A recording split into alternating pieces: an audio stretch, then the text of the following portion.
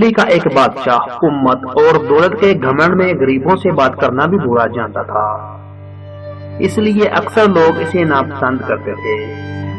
ایک دن یہ شکار میں کسی جانور کے پیچھے گھوڑا دھاتے ہوئے اتنی دور نکل گیا کہ نوکر چاکر سب بچھڑ گئے اور بادشاہ اکیلا رہ گیا۔ اتنے میں ایک کسان نے بادشاہ کے گھوڑے کی رکاب پکڑ لی۔ اس کی شکل خوبصورت بادشاہ سے ملتی تھی، فرق یہ تھا کہ اس کی پوشاک اور حالت غریب جیسی تھی۔ اس نے بادشاہ سے کہا کہ میں 3 دن سے حضور کی ڈھیوڑی سے بھوکا چلا آ رہا ہوں، مگر کوئی میری فریاد نہیں سنتا۔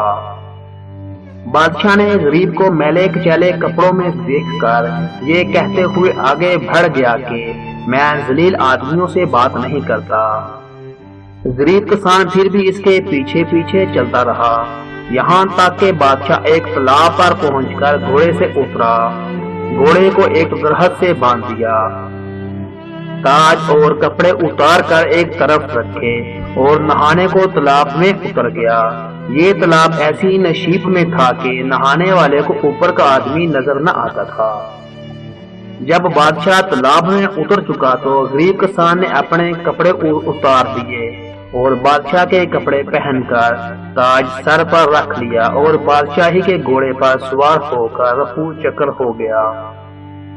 کسان بادشاہ تھوڑی ہی دور گیا تھا کہ اسے بادشاہی نوکر چاکر مل گئے، جنہوں نے اسے بادشاہ سمجھ کر ادب سے اسلام کیا، اور یہ بھی جھکا چک شاہی محل میں جا پہنچا۔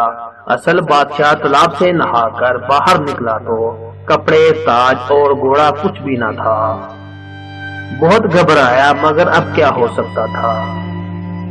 ناچار غریب کسان کے میلے کپڑے پہننے اور کئی دن تک فاقے کرنے اور بھٹکنے کے بعد شہر پہنچا، مگر اب اس کی یہ حالت ہوئی کہ جس سے بات کرتا کوئی منہ نہ لگاتا، اور جب یہ کہتا کہ میں تمہارا بادشاہ ہوں تو لوگ اسے پاگل سمجھ کر ہنس دیتے۔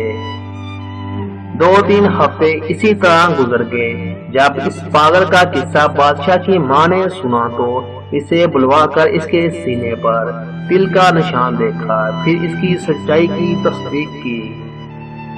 کسان نے اصلی بادشاہ کی یہ حالت دیکھ کر کہا کہ کیا تم وہی شخص ہو جو دولت اور حکومت کے گھمنڈ میں غریبوں کی فریاد نہیں سنتے تھے؟